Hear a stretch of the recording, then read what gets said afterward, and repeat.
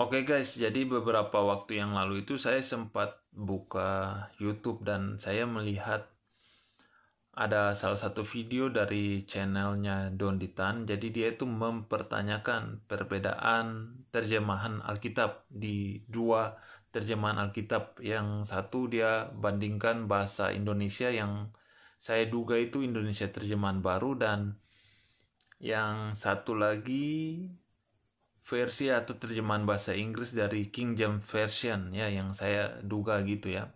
Jadi di King James Version itu Barnabas itu dikira sebagai Jupiter dan Paulus disebut Merkuri, sedangkan di dalam terjemahan bahasa Indonesia itu Barnabas dikira sebagai Zeus dan Paulus disebut sebagai Hermes ya. Jadi ada 4 sosok yang berbeda ya. Jadi di dalam bahasa Indonesianya itu Zeus dan Hermes, sedangkan di bahasa Inggrisnya atau terjemahan bahasa Inggris itu Jupiter dan Merkuri. Nah, kemudian Don Ditan ini dia bertanya kepada seorang laki-laki ya. Laki-laki itu juga dia, kalau kita lihat di video potongan singkat itu, dia kayak nggak tahu jawab. Nah, saya akan menjawab apa yang dipertanyakan oleh Don Ditan. Tetapi sebelum saya jawab, alangkah lebih baiknya kita lihat dulu ya apa yang dipertanyakan oleh Don Ditan. Ini berikut adalah potongan videonya. Acts 14:12. And they called Barnabas. Siapa nih? Kebaca nggak? Coba lihat di HP, kebaca nggak? Ada. And they called Barnabas Jupiter and Paul Mercury. And Paul Mercury, because he was the chief speaker. Ya, ini artinya kurang lebih ya. Dan mereka menyebut Barnabas siapa? Jupiter. Dan Paulus Merkurius, karena dia yang berbicara. Sedangkan yang tadi kita baca, Barnabas mereka sebut apa? Zeus. Dan Paulus mereka sebut Hermes. Di sini Barnabas Zeus, di sini Barnabas Jupiter. Nah, gimana? Tidur, Pak. Ya, jadi jelas ya bahwa Don Ditan itu dia mempertanyakan kenapa di dalam teks bahasa Inggris, terjemahan bahasa Inggris, yang saya kira itu adalah King James Version, disebutkan Barnabas sebagai Jupiter dan Paulus sebagai Merkuri, sedangkan di teks terjemahan bahasa Indonesia Barnabas disebut sebagai Zeus dan Paulus disebut sebagai Hermes ya. Dan itu saya kira itu adalah terjemahan Indonesia terjemahan baru ya. Tetapi apa yang dipertanyakan oleh Don Ditan ini sebenarnya berpotensi kuat untuk mempermalukan dirinya sendiri. Jadi kenapa saya bilang hal tersebut dapat mempermalukan Don Ditan sendiri? Karena di dalam kanal YouTube-nya itu dia menuliskan bahwa channelnya itu untuk mengekspos Bible atau menunjukkan atau memperlihatkan apa yang ada di dalam Alkitab ya, mungkin dengan maksud supaya orang-orang ya tidak murtad ya kalau kita baca seperti itu ya. Agak aneh juga ya. Jadi dia mau menunjukkan apa yang di dalam Alkitab supaya orang-orang Islam tidak murtad ya. Kenapa tidak pakai Al-Qur'an ya, dia pakai Alkitab ya. Ini lucu juga ya. Tapi saya tidak mau bahas itu lebih lanjut, saya mau fokus aja ke pembahasan ini ya. Jadi dia bilang dia adalah seorang muslim yang berasal dari Kristen ya. Dia itu mualaf istilahnya itu, yang belajar Alkitab, yang belajar Bible ya.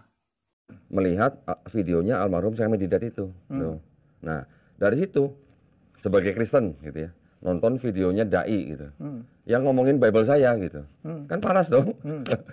Nah, ketika dia banyak ngomong Bible tuh begini, dan juga banyak kontradiksi, kemudian banyak ayat yang tidak otentik, kemudian juga sangat-sangat diragukan bahwa itu adalah firman Tuhan. Ya walaupun masih ada gitu sisa-sisanya. Saya jadi nontonnya sambil buka Bible, Bang. Saya dulu udah familiar banget dengan kitab gitu kan. Ya. Jadi begitu dia sebut kitab ini pasal sekian, ayat sekian, oh saya cepat bukanya. Sampai meja kerja saya tuh penuh dengan catatan-catatan kertas yang post-it itu. Yang bisa, meja kerja saya dulu penuh dengan catatan itu. Lama-lama saya pikir, kayaknya kok benar juga apa yang dia ngomong gitu. Jadi akhirnya saya riset mandiri lah. Riset mandiri, cari tahu apa benar yang dia ngomong gitu. Ya dari cuplikan video itu kan kita bisa lihat bahwa Don Ditan itu kan ngakunya tahu banyak tentang Alkitab lah. Sampai meja kerjanya penuh dengan catatan-catatan dan sebagainya. Tetapi anehnya dia itu tidak tahu apa yang namanya kontekstualisasi dalam penerjemahan Alkitab. Ya, jadi di dalam penerjemahan Alkitab adalah salah satu prinsip yang digunakan atau metode yang namanya kontekstualisasi, dan lucu sekali Don Ditan tidak mengetahui hal tersebut. Saya kasih contoh penerapan prinsip kontekstualisasi di dalam penerjemahan Alkitab. Jadi di Papua itu ada suku Sawi yang pernah dilayani oleh Don Richardson, salah seorang misionaris asal Kanada.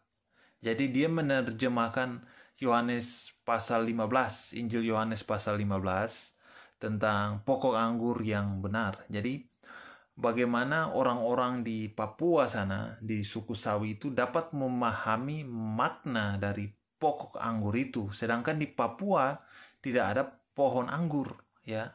Yang ada di sana apa? Ya, jadi Don Richardson ini memakai pohon nangka, ya. Jadi dia memakai pohon nangka itu supaya apa yang dimaksudkan di dalam teks itu dapat dipahami oleh orang-orang Sawi di sana. Itu adalah contoh kontekstualisasi dalam penerjemahan Alkitab tanpa mengaburkan maksud atau makna sesungguhnya dari teks asli Alkitab. Ya, itu contohnya.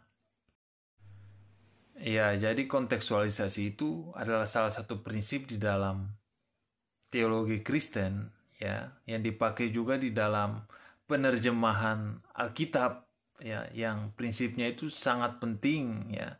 Jadi maksudnya apa? Supaya arti atau makna dari sebuah kata atau sebuah kalimat dari bahasa asli Alkitab, yaitu Ibrani Perjanjian Lama maupun Yunani di Perjanjian Baru, dapat dipahami atau dimengerti dengan baik oleh bahasa lain, ya. Ya, kembali lagi ke pertanyaan Don Ditan, kenapa di dalam terjemahan bahasa Indonesia itu Zeus dan Hermes, kemudian di dalam terjemahan bahasa Inggris itu disebutkan Jupiter dan Merkuri, ya. Jadi jawabannya itu sederhana, nggak susah, karena ya beda konteks, beda budaya, beda sastra, beda tahun penulisan. Jadi bahasa Inggris itu King James Version, ya saya menduga itu dia pakai King James Version karena dari Alkitab King James Version itu modelnya seperti yang ditunjukkan oleh Don Ditan itu, yaitu ditulis oleh orang-orang penerjemah di Inggris dengan sastra Inggris, dengan budaya orang Inggris, dengan makna yang dipahami oleh orang Inggris pada tahun 1600-an, abad 17. Kemudian Alkitab terjemahan baru itu kan ditulis abad 20, ya, tahun 1900-an, ya. Jadi ya beda budaya, beda konteks, beda sastra. Tetapi apakah makna keduanya berbeda? Ya, memang di satu sisi itu ada benarnya bahwa di videonya Don Ditan, ya, kalau kita lihat video, ada video cuplikan satunya juga. Kalau Jupiter, dewa di mana? Jupiter nama planet kok. Iya, tapi kan juga nama dewa juga. Jadi kalau yang tadi Zeus dan Hermes itu nama dewa yang disembah di Yunani, Jupiter dan Merkuri itu nama dewa yang disembah di Romawi. Beda. Waduh. Beda sosok gitu loh. Ada benarnya bahwa Zeus dan Hermes ini adalah dewanya orang Yunani, sedangkan Jupiter dan Merkuri ini adalah dewa yang dipercaya oleh orang Romawi, ya. Tetapi kalau kita mau melihat kembali lagi kepada prinsip dari teks asli maupun teks terjemahan Alkitab, bahwa keduanya ini maknanya itu tetap sama ya. Jadi Zeus itu adalah dewa tertinggi, wakilnya adalah atau juru bicaranya adalah Hermes, kemudian Jupiter juga dewa tertinggi ya. Merkuri wakilnya sejajar dengan Merkuri ini sejajar dengan Hermes, Jupiter sejajar dengan Zeus. Jadi secara makna di antara dua terjemahan ini, antara bahasa Inggris dan bahasa Indonesia, itu maknanya itu sama ya. Jadi Don Ditan ini kan dia seolah-olah mau mengekspos Bible ya, tapi dia tidak memahami prinsip penerjemahan Alkitab, yaitu kontekstualisasi. Ini lucu sekali ya, orang yang mau senggol-senggol Alkitab tapi prinsip dasar itu aja dia tidak mengetahui. Iya, kemudian kenapa di dalam teks terjemahan bahasa Inggris itu memakai nama-nama dewa Romawi ya? Karena kalau kita melihat dari segi geografis ya, sekalipun orang-orang di Listra pada zaman Paulus dan Barnabas itu memang mereka memakai bahasa Yunani berlogat daerah setempat atau dialek logat setempat yang disebutkan kalau kita baca dari ayat 8 sampai ayat 12 dari Kisah Para Rasul pasal 14 itu ya. Di ayat 11 itu mereka itu berseru dalam bahasa Likaunia. Jadi itu bahasa Yunani tapi logat atau dialeknya itu orang-orang di Listra gitu ya. Jadi disebut sebagai Likaunia. Tetapi pada zaman itu ya, Paulus itu kan dia menyebarkan Injil masih dalam daerah atau kekuasaan Romawi ya. Jadi kerajaan yang berkuasa pada saat itu adalah Roman Empire atau kekaisaran Romawi ya. Dan Listra ini masih bagian dari kekaisaran Romawi. Oleh sebab itu, kenapa penerjemah King James Version ya pada abad 17 itu mereka menggunakan nama-nama dewa Romawi ya, bisa jadi karena alasan geografis ya, karena orang-orang di Listra itu atau daerah Listra itu masih bagian daripada kekaisaran Romawi. Jadi seperti itu ya guys ya. Ya, untuk Don Ditan sih kalau mau expose Alkitab atau expose Bible itu ya pakai teks asli lah.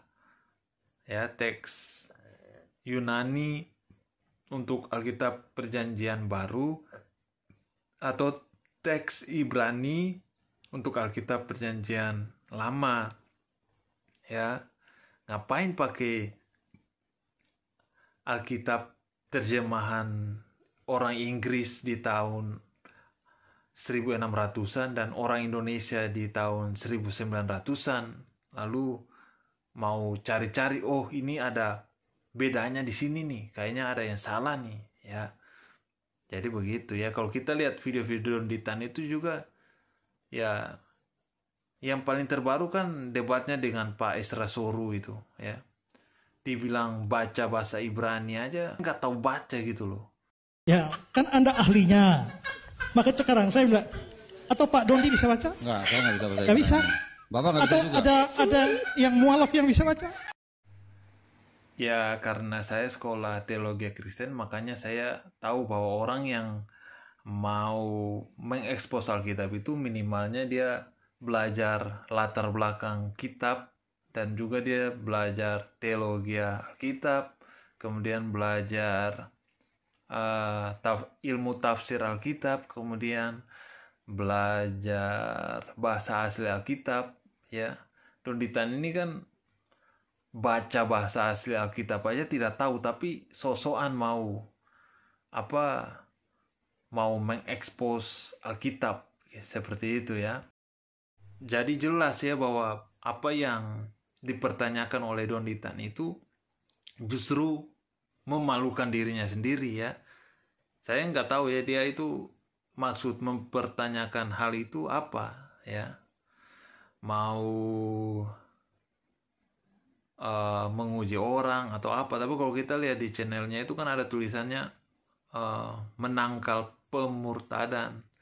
Ya kalau mau menangkal orang supaya jangan murtad dari Islam, ya ngapain pakai Alkitab gitu loh. Kemudian kalau pakai Alkitab juga ya minimal kuasailah ilmu-ilmu dasar teologi gitu loh. Bila perlu sekolah teologi gitu loh. Jangan sosokan muncul dengan buku-buku seperti seorang akademisi, tapi kan kocak memalukan diri sendiri.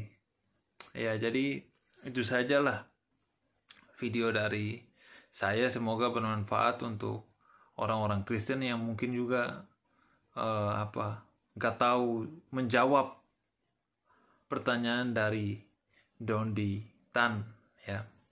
Ya itu saja, semoga Tuhan memberkati kita semua. Amin.